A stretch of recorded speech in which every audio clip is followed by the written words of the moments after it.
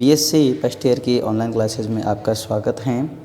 जैसा कि हम पिछली अपनी जो क्लास थी इनऑर्गेनिक केमिस्ट्री के यूनिट फर्स्ट, उसमें हम बात कर रहे थे इलेक्ट्रॉन अफिनिटी की, इलेक्ट्रॉन बंधुता की। और इलेक्ट्रॉन बंधुता की हमने जब बात करी तो उसके पश्चात हमने इलेक्ट्रॉन बंधुता वाले चैप्टर में factor affecting of electron affinity वाला पार्ट भी अपन ने पढ़ा, जो इलेक्ट्रॉन बंधुता को कौन कौन से कारक प्रभावित करते हैं। जैसे जेड इफेक्ट आपका था, प्रभावी नाभिकीय आवेश, कोषों की संख्या, प्रेरक्षण प्रभाव, अर्धपूरित पूर्णपूरित कक्षकों की समिति, कक्षकों की भेदन क्षमता, ये सब इसको प्रभावित करते थे। और किस किस तरीके से प्रभावित करते थे हमने इस बारे में विस्तृत चर्चा की।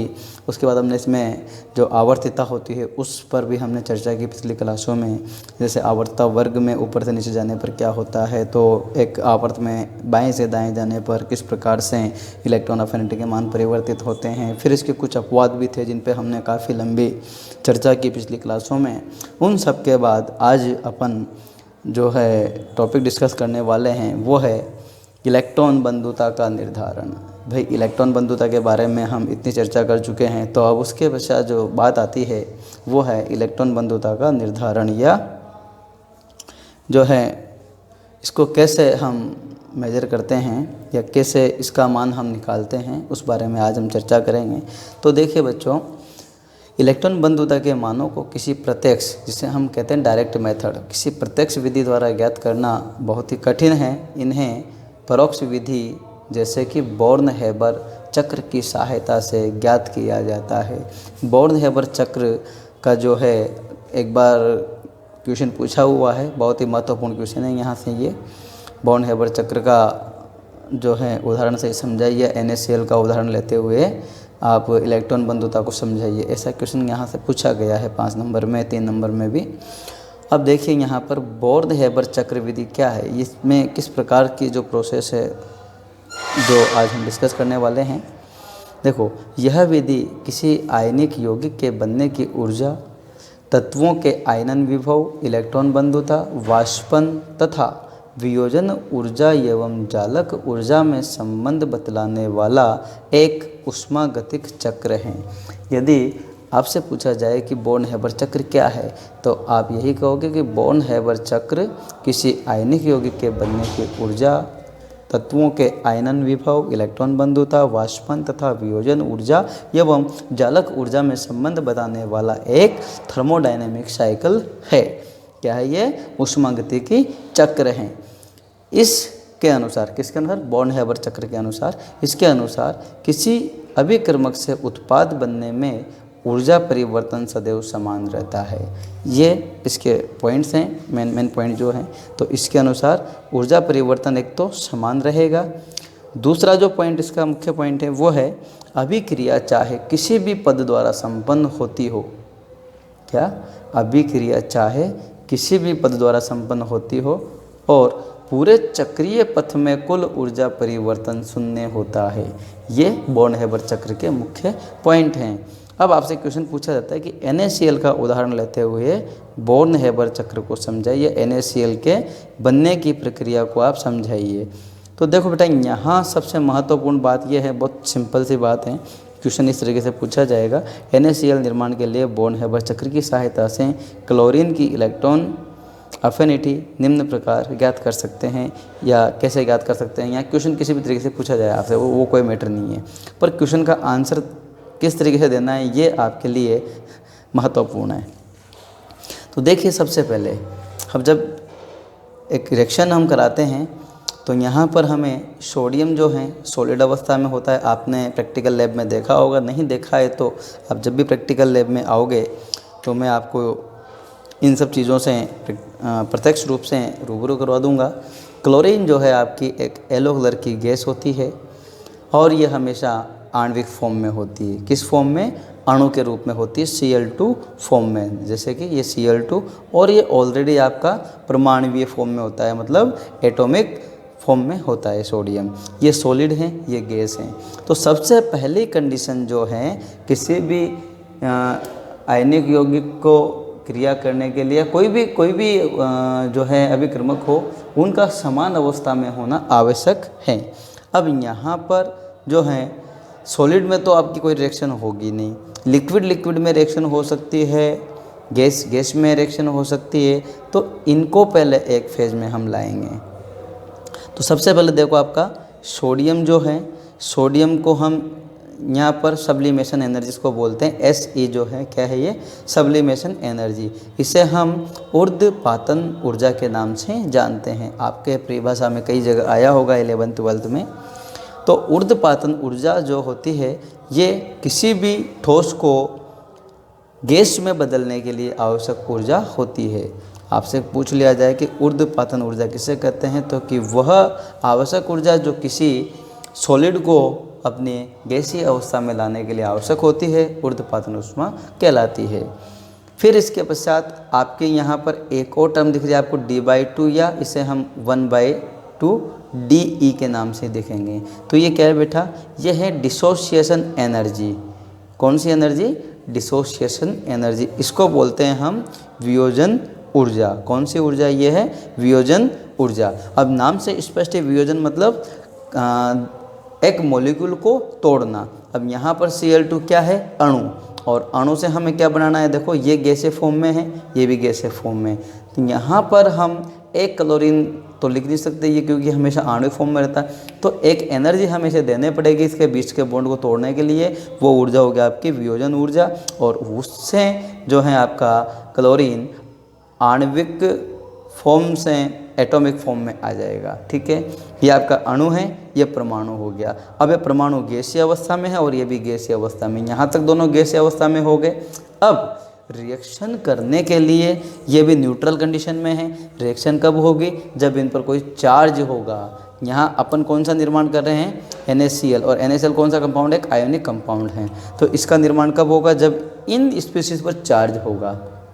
अब चार्ज, जैसे ये धातु है आपका, क्या है ये? सोडियम मेटल है। मेटल पर चार्ज कौन सा? मेटल किसे कहते हैं? कि जो इलेक्ट्रॉन त्याग कर धन आयन बनाने को उद्यत रहती है, ऐसी स्पीशीज को हम धातु कहते हैं। और धातु है तो ये इलेक्ट्रॉन का क्या करेगी? त्याग। लेकिन त्याग कैसे त्याग करेगी? उसके लिए क्या हो सके? इसको कुछ ऊर्जा देनी पड़ेगी। वो ऊर्जा क्या कहलाएगी? एक इलेक्ट्रॉन निकालने के लिए आवश्यक ऊर्जा आयनन विभव। देखो ये IP, इसको बोलते हैं हम आयोनाइजेशन एनर्जी, आयनन ऊर्जा। तो यहाँ से हम एक इलेक्ट्रॉन निकालेंगे तब जाके तो प्लस चार्ज आएगा इस पर। तो हमने एक इलेक्ट्रॉन निकाला यहाँ से और IP हमने दी, आयोनाइजेशन पोटेंशियल। एक इलेक्ट्रॉन निकलने के पश्चात सोडियम गैसीय अवस्था में है और इस पर चार्ज कौन सा है? प्लस चार्ज इस पर आ गया है, मतलब इसके पास एक इलेक्ट्रॉन की कमी है। ठीक इसी प्रकार यहाँ पर क्लोरीन न्यूट्रल अवस्था में है। अब क्लोरीन न्यूट्रल अवस्था में है तो इसको सोडियम से जब रिएक्ट करना है तो इस पर नेगेटिव चार्ज होना आवश्यक है। और नेगेटिव चार्ज कब आएगा? जब एक इलेक्ट्रॉन इसके पास अधिक हो। अधिक कब होगा? जो यहाँ से निकला हुआ इलेक्ट्रॉन है वो यहाँ पर ऐड हो। और जब इलेक्ट्रॉन जुड़ता है तो ऊर्जा मुक्त होती है, जिसे हम क्या कहते हैं? इलेक्ट्रॉन बंधुता। एक इलेक्ट्रॉन के जुड़ने पर मुक्त होने वाली जो ऊर्जा की मात्रा है वो इलेक्ट्रॉन बंधुता कहलाती है। तो यहाँ पर एक इलेक्ट्रॉन इस परमाणु पर जुड़ा, एक इलेक्ट्रॉन जुड़ा, ये देखिए, तो इस पर चार्ज कौन सा आ गया? नेगेटिव। दोनों गैसीय फॉर्म में आ गए और ये दोनों मिलकर जब आपके NaCl का क्रिस्टल का निर्माण करेंगे, ये सॉलिड अवस्था में होगा। NaCl आपका नमक जो होता है ना भैया, खाने में जो डालने वाला नमक होता है वो आपका NaCl है और सॉलिड होता है। किसी ने लिक्विड देखा है उसको? नहीं देखा होगा। हमेशा सॉलिड चुटकी भर के डालते हैं हम खाने में ना। और यहाँ पर निकलने वाली जो U0 जो एनर्जी है, जब जालक का निर्माण होगा तो एक ऊर्जा मुक्त होगी, इसे हम बोलते हैं जालक ऊर्जा। तो बेटा ये हो गया आपका एक पाथ। कौन सा हो गया? ये पूरा एक पथ हो गया। इस पथ में ऊर्जा परिवर्तन हमेशा समान रहेगा। और एक पथ डायरेक्ट NaCl ओके इधर से आया तो यहाँ भी ऊष्मा मुक्त हुई, यहाँ भी ऊष्मा मुक्त हुई। ये टोटल अभिक्रिया ऊष्मा है। तो बोर्न हेबर चक्र के अनुसार अभिक्रिया चाहे किसी भी माध्यम से हो, किसी भी पथ से हो, हमेशा ऊर्जा परिवर्तन क्या होगा? शून्य रहेगा। तो चाहे अभिक्रिया इस पथ से हो, चाहे अभिक्रिया इस पथ से हो।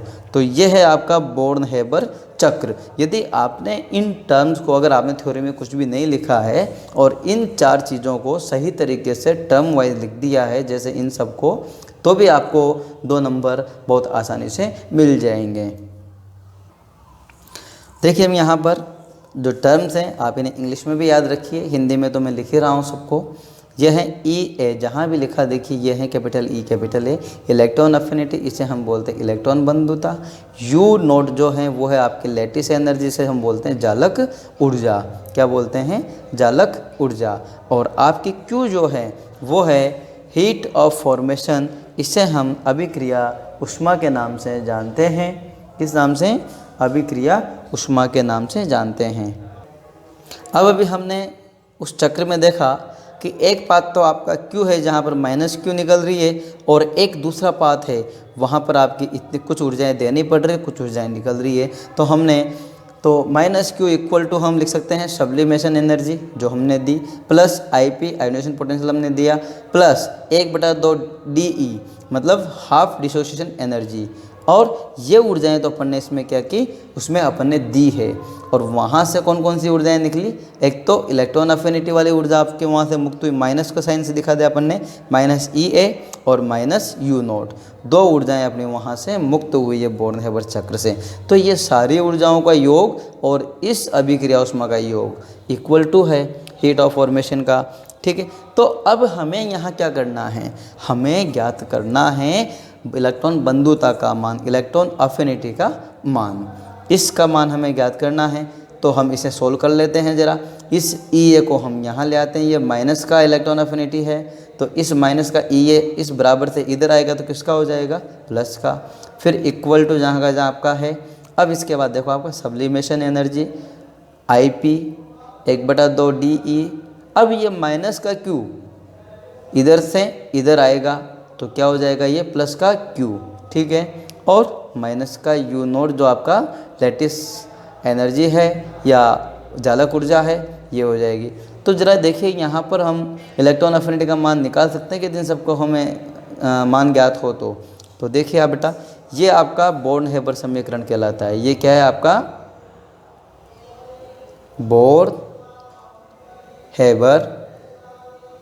समीकरण। कई बार एग्जाम में 1 नंबर में ये चीज़ पूछी जाती है आपसे, है ना। तो यहाँ पर देखो, अतः हम कह सकते हैं कि सभी प्रकार की ऊर्जाएं ज्ञात हो तो बोर्न-हेबर समीकरण की सहायता से किसी भी परमाणु के लिए इलेक्ट्रॉन बंधुता का निर्धारण किया जा सकता है। यह हो गई बोर्न-हेबर चक्र की बात। यहाँ से 5 नंबर का क्वेश्चन आपसे पूछा जाएगा। ठीक है, अब इसके बाद हम बात करते हैं इलेक्ट्रॉन बंधुता के अनुप्रयोग या applications of electron affinity. Electron बंधुता के उपयोगों के बारे में भी कई बार क्वेश्चन पूछा जाता है। देखो, क्या अपने कंसेप्ट क्लियर होने चाहिए। क्वेश्चन कहीं से भी पूछा जाए हम उसे आंसर करेंगे। अपना काम ही आंसर करना है क्वेश्चन को। क्वेश्चन कहीं से भी क्यों ना पूछे, अपने बेस क्लियर हैं तो क्वेश्चन को हम 101% आंसर कर सकते हैं। देखो, इलेक्ट्रॉन बंधुता के अनुप्रयोग। सबसे पहला उपयोग है बंध की प्रकृति ज्ञात करने में। देखो, बॉन्ड नेचर हम कैसे ज्ञात करेंगे इलेक्ट्रॉन बंधुता के आधार पे। देखो, जिन परमाणुओं की इलेक्ट्रॉन बंधुता अधिक होती है वह आसानी से इलेक्ट्रॉन ग्रहण करके ऋणायन में परिवर्तित हो जाता है। अतः इस प्रकार के परमाणुओं में आयनिक बंध के निर्माण की प्रकृति पाई जाती है, परंतु जिन परमाणुओं की इलेक्ट्रॉन बंधुता कम होती है वह आसानी से इलेक्ट्रॉन ग्रहण नहीं करते हैं। अतः इन परमाणुओं में इलेक्ट्रॉन के साझे द्वारा अष्टक पूरा करने की प्रवृत्ति कम पाई जाती है। इस प्रकार यह परमाणु सहसंयोजक बंध का निर्माण करते हैं। देखो, किसी की इलेक्ट्रॉन अफिनिटी ज़्यादा होगी किसी एटम की तो वो आयनिक बॉन्ड को प्राथमिकता देगा, और किसी की इलेक्ट्रॉन अफिनिटी कम होगी तो वो कोवेलेंट या सहसंयोजक बंध को प्राथमिकता देता है। तो हम बंध की प्रकृति यहाँ से ज्ञात कर सकते हैं इसकी इलेक्ट्रॉन बंधुता की मदद से। नेक्स्ट आपका है आक्सीकारक सामर्थ्य के निर्धारण में। जिन परमाणुओं की इलेक्ट्रॉन बंधुता उच्च या अधिक होती है वह रासायनिक अभिक्रिया में उतनी ही आसानी से इलेक्ट्रॉन ग्रहण करके दूसरे क्रियाकारक अणुओं का आक्सीकरण कर देते हैं। क्या करते हैं बेटा? दूसरे क्रियाकारक अणुओं का आक्सीकरण कर देते हैं।